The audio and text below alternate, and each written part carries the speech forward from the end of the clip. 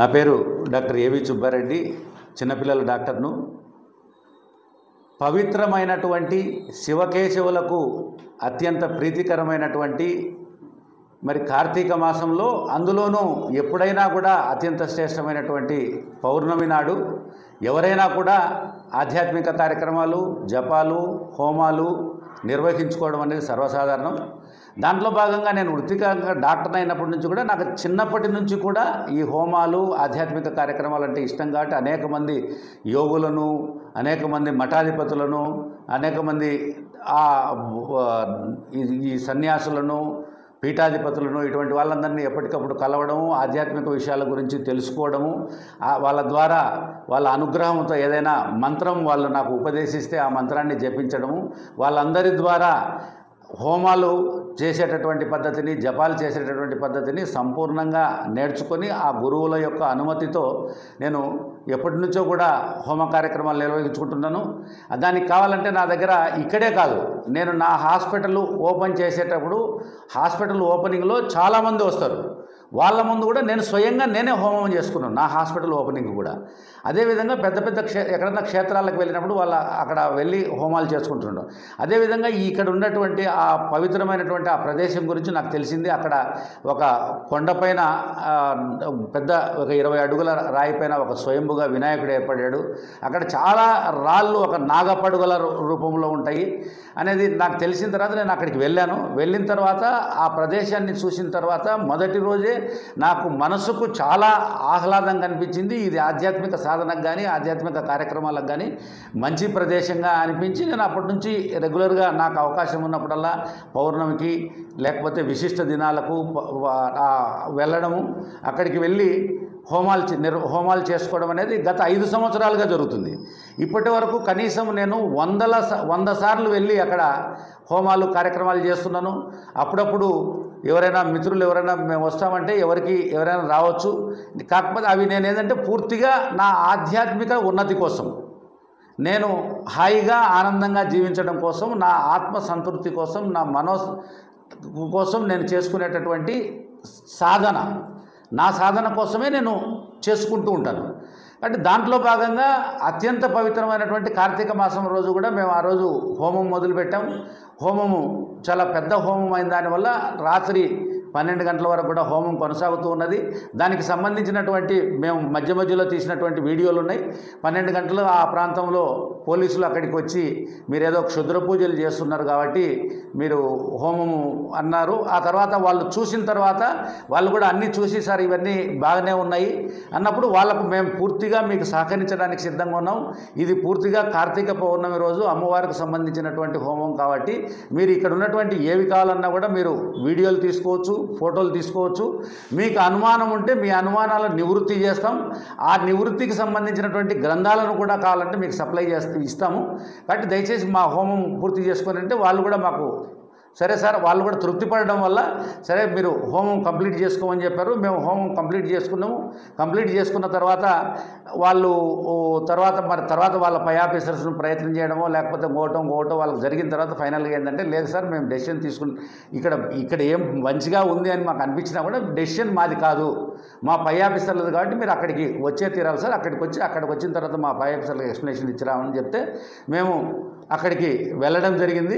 వెళ్ళిన తర్వాత అక్కడ తర్వాత జరిగినటువంటి తర్వాత ఏంటంటే మీకు ఏమీ లేదు, మీరు వెళ్ళొచ్చు అనేటటువంటి భావన చెప్పడము.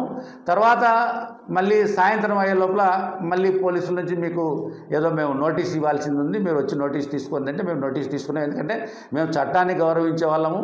నేను చిన్నతనం నుంచి కూడా అనేక రకాలైనటువంటి ఆధ్యాత్మిక భావనలు కలిగినటువంటి, దేశభక్తి కలిగినటువంటి, జాతీయ భావాలు కలిగినటువంటి జాతీయవాద సంస్థలలో, ఆధ్యాత్మిక సంస్థల్లో, దేశభక్తి కలిగినటువంటి సంస్థల్లో నాకు ఊహ తెలిసినప్పటి నుంచి కూడా నేను పాల్గొంటున్నాను. అనేక రకాలైనటువంటి ఆధ్యాత్మిక కార్యక్రమాలు చేస్తున్నాను. అనేక ధార్మిక కార్యక్రమాలు, సేవా కార్యక్రమాలు, జాతీయవాద కార్యక్రమాలు కూడా, జాతీయవాదకు సంబంధించిన అన్ని రకాల కార్యక్రమాల్లో నేను పాల్గొనడం జరిగింది. సనాతన హిందూ ధర్మంలో పూర్తిగా సనాతన హిందూ ధర్మాన్ని పాటించి సనాతన హిందూ ధర్మం ప్రకారం నడుచుకునేటటువంటి ఒక హిందువుగా, ఒక ఆధ్యాత్మికవాదిగా నేను అవసరమైనప్పుడల్లా నా వృత్తిని కూడా పక్కన పెట్టి నాకు ఈ ఆధ్యాత్మిక కార్యక్రమం చేసుకోవాలనుకుంటే వారం రోజులైనా 10 రోజులైనా దానికోసం నిమగ్నమై నేను చేసుకునేటటువంటి అలవాటు ఉన్న వ్యక్తిని. ఇది మదనపల్లిలో అందరికీ తెలుసు. పబ్లిక్లో ఎన్నో యాగాలు కూడా స్వామీజీల సహకారంతో నిర్వహించడం జరిగింది. అనేక రకాలైనటువంటి ధ్యాన కార్యక్రమాలు, ధ్యాన శిక్షణ కార్యక్రమాలు, మరి ధ్యాన ప్రచార కార్యక్రమాలు కూడా ఎన్నో వందల్లో చేయడం జరిగింది. దీంట్లో భాగంగానే ఈరోజు పవిత్రమైనటువంటి ఆ కార్తీక మాసంలో అందులోనూ పౌర్ణమి రోజున మేము హోమం చేసుకుంటుండగా ఇది నాకు చాలా బాధ అనిపించింది. ఎందుకంటే ఇది చాలా సున్నితమైనటువంటి అంశము. ఇటువంటి విషయాల్లో పూర్తిగా సనాతన ధర్మానికి సంబంధించినటువంటి వ్యక్తుల అందరి మనోభావాలు దెబ్బతినేటటువంటి విషయంలో మరి ఎవరైనా సరే భావ ప్రకటన స్వేచ్ఛ ఉంది. అక్కడికి వచ్చిన తర్వాత కనీసం అంటే ఇటువంటి విషయాలు తీసుకునేటప్పుడు, ఇటువంటి విషయాలపైన ప్రచారం జరిగేటప్పుడు, ఇటువంటి విషయాలపైన వార్తలు వచ్చేటప్పుడు వాళ్ళు కూడా ఆ ఉండేటటువంటి కంటెంట్, ఎందుకంటే అక్కడ పోలీసులు వచ్చారు, వీడియో తీసుకున్నారు, ఫోటోలు తీసుకున్నారు. ఈ వీడియోలు కానీ ఫోటోలు కానీలో కానీ ఎటువంటి శుద్రానికి సంబంధించినటువంటి విషయాలు ఏమైనా ఉన్నాయా లేవా వాళ్ళు కనుక్కోవడానికి వీలు కాకపోతే దానికి సంబంధించినటువంటి వ్యక్తులతో క్రాస్ వెరిఫికేషన్ చేసుకోకుండా ఏవీ చేసుకోకుండా సడన్గా ఈ విధంగా చేయడం అనేది వ్యక్తిగతంగా చాలా చాలా చాలా చాలా బాధనుంది. అంటే ఈ మేము హిందువుగా బతకలేమా? సనాతన ధర్మాన్ని పాటించడానికి కూడా ఇన్ని ఇబ్బందులు వస్తున్నాయా? మరి ఒక డాక్టర్గా ఎన్నో మెడికల్ క్యాంపులు అయితేమి, సేవా కార్యక్రమాలు అయితేమి, ఆధ్యాత్మిక కార్యక్రమాలు అయితేమి, అనేక రకాలైనటువంటి దేశభక్తికి సంబంధించినటువంటి జాతీయ కార్యక్రమాల్లో కూడా నేను పాల్గొన్నాను. నేను ఇప్పుడు ప్రస్తుతానికి పూర్తిగా నా వైద్య వృత్తిని కూడా ఆల్మోస్ట్ పక్కన పెట్టి ఏ విధమైనటువంటి యాక్టివిటీస్, పొలిటికల్ యాక్టివిటీస్ కానీ ఎటువంటి యాక్టివిటీస్ లేకుండా గత సంవత్సర కాలంగా కేవలం ఆధ్యాత్మికంగా మా కుటుంబంతో కలిసి హాయిగా ఆనందంగా చేస్తున్నాం. ఎప్పుడు వెళ్ళినా కూడా అక్కడ నేను ఒకనే వెళ్ళట్లేదు, మా కుటుంబ సభ్యులతో సహా వెళ్ళాను. నిన్న కూడా మా కుటుంబ సభ్యులతో వెళ్ళాను. ఏదో క్షుద్ర పూజలో ఇంకోట చేసేటప్పుడు ఎప్పుడు కూడా ఫ్యామిలీస్ తీసుకెళ్లరు. కాబట్టి దయచేసి అందరికీ కూడా మీడియా మిత్రులకు కావచ్చు, ఎలక్ట్రానిక్ మీడియా మిత్రులకు కావచ్చు, ప్రింట్ మీడియా మిత్రులకు కావచ్చు, వేరే విషయాలు రాసేటప్పుడు వెంటనే రాసినా పర్లేదు, కానీ ఇటువంటి విషయాలు చేసేటప్పుడు ఇది వ్యక్తిగతంగా నాకు తీరని మనస్తాపం కలిగించింది.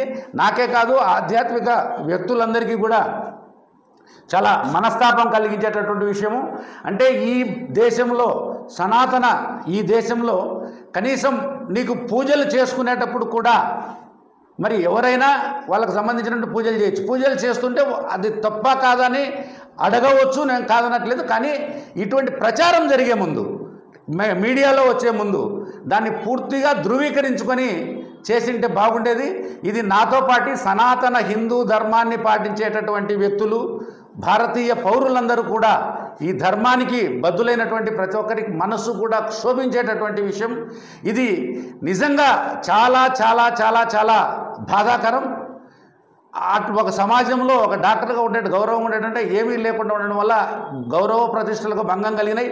దాన్ని కూడా ఓకే, కానీ సనాతన హిందూ ధర్మానికి, భారతీయతకే ముప్పు వాటించేటటువంటి ప్రమాదం ఇటువంటి తొందరపడి జరిగేటటువంటి ప్రచారం ద్వారా ఉంది. కాబట్టి దాన్ని దయచేసి అందరికీ కూడా దయచేసి విన్నపం చేసేది ఏంటంటే ఎప్పుడైనా సరే ఇటువంటి కార్యక్రమాలు ప్రచారం చేసే ముందు మీడియా ముందుకు, ఎందుకంటే అందరికీ భావ ప్రకటన స్వేచ్ఛ ఉంది, మీడియాకు కూడా స్వేచ్ఛ ఉంది. తప్పును ఎత్తి చూపించాల్సిందే, సమాజానికి మార్గదర్శనం చేయాల్సిందే. దాన్ని మేము కూడా బాధ్యత గల పౌరునిగా స్వాగతిస్తాం. కానీ ఇటువంటి సున్నితమైనటువంటి అంశాలను బయట పెట్టేటప్పుడు మాత్రం ఖచ్చితంగా పూర్తిగా తెలుసుకున్న తర్వాతనే, శాస్త్రబద్ధమైనటువంటి విశ్లేషణ జరిగిన తర్వాతనే, శాస్త్రబద్ధమైనటువంటి వ్యక్తుల ద్వారా సమాచారాన్ని సేకరించిన తర్వాతనే చేస్తే బాగుంటుంది. ఇప్పటికైనా కూడా అక్కడ జరిగినటువంటి వీడియోలన్నీ ఉన్నాయి. ఇప్పటికైనా కూడా వాళ్ళు, మా దగ్గర కూడా వీడియోలు ఉన్నాయి, మేము మీకు పిడిస్తాం. వాళ్ళు తీసుకున్నటువంటి వీడియోల్లో కూడా క్షుద్రానికి సంబంధించినటువంటి కానీ లేకపోతే మరే ఇతర సంబంధించినటువంటి విషయాలు కానీ, దానికి సంబంధించినటువంటి వాడే మెటీరియల్ కానీ, లేకపోతే వాటికి సంబంధించినటువంటి గుర్తులు కానీ, వాటికి సంబంధించినటువంటి చిహ్నాలు కానీ, ఎందుకంటే వాళ్ళు మొత్తం ఫోటోలు తీసుకున్నారు, వీడియోలు తీసుకున్నారు స్పాట్లోనే. కాబట్టి దాంట్లో అయినా ఏదైనా ఉంటే మేము దానికి దైవాన్ని నమ్మేటటువంటి వ్యక్తులుగా మేము ఖచ్చితంగా దానికి మేము బద్దులమై ఉంటాం.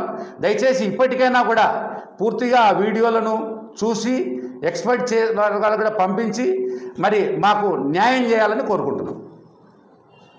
మేము అక్కడికి వెళ్ళినప్పుడు గణపతి హోమము, సుబ్రహ్మణ్య స్వామి హోమము, అక్కడ ఉండేటటువంటి విరదనారాయణ మాత ఏదైతుందో ఆ విరదనారాయణ మాతకు సంబంధించినటువంటి హోమము, గురువులకు సంబంధించినటువంటి శివుడుకు సంబంధించినటువంటి మాకు విద్య నేర్పినటువంటి గురువులకు సంబంధించినటువంటి హోమాలు, అక్కడ ఈ ఫైనల్గా ఈ రాజశ్యామల అమ్మవారు ఏదైతే పరివారాలకు సంబంధించినటువంటి దేవతలు, గణపతి అయితే కావచ్చు, లక్ష్మీదేవి అయితే కావచ్చు, సరస్వతీదేవి అయితే కావచ్చు, ఆ విధంగా అన్ని రకాల పరివార దేవతలకు సంబంధించినటువంటి హోమం చేయడం జరిగింది. ఈ హోమం చేయడానికి కనీసం 12 నుంచి 14 గంటలు పడుతుంది. కాబట్టి ఉదయం 12 గంటలకు మేము ఆ హోమాన్ని ప్రారంభించాము.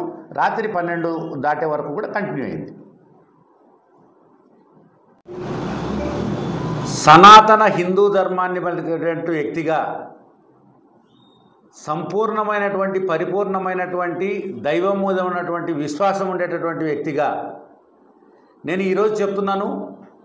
ఈరోజు నా మీద జరిగినటువంటి దుష్ప్రచారము ఎవరైతే చేశారో, దుష్ప్రచారానికి ఎవరైతే కారకులు ఉన్నారో వాళ్ళందరికీ కూడా చెప్తున్నాను.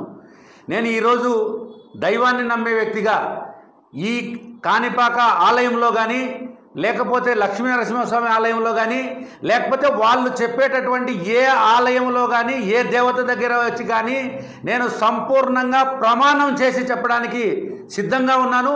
అక్కడ కేవలం అత్యంత పవిత్రమైనటువంటి కార్తీక మాసం సందర్భంగా, కార్తీక పౌర్ణమి సందర్భంగా కేవలం స్వచ్ఛమైనటువంటి శాస్త్రబద్ధమైనటువంటి అమ్మవారు హోమం మాత్రమే జరిగింది. ఇది కాకుండా ఈ విధంగా ఆరోపించేటటువంటి విజయపాలు జరిగినట్లు క్షుద్ర పూజలు కానీ మరొకటి కానీ జరగలేదని ఈ దేశంలో ఉండేటటువంటి ఏ ఆలయంకి వచ్చి ప్రమాణం చేయడానికైనా కూడా సిద్ధంగా ఉన్నాను. నా భార్య బిడ్డల మీద కూడా ప్రమాణం చేసి సిద్ధంగా ఉన్నాను. ఎందుకంటే నేను అంత కాన్ఫిడెంట్గా ఉన్నాను, నేను అంత స్వచ్ఛంగా ఉన్నాను, నేను అంత స్వచ్ఛంగా ఈ అమ్మవారు నేను నమ్ముకొని ఉన్నాను కాబట్టి చెప్తున్నాను. కాబట్టి దయచేసి ఈ విధంగా చేసిన వాళ్ళు ఎవరైనా ఆ విధంగా వచ్చి ప్రమాణం చేయగలరా? నేను చేయడానికి, ఎందుకంటే నేను స్వచ్ఛంగా ఉన్నాను, ఏమీ చేయలేదు కాబట్టి ఏ ఆలయంలో ప్రమాణం చేయడానికి కూడా నేను సిద్ధంగా ఉన్నాను.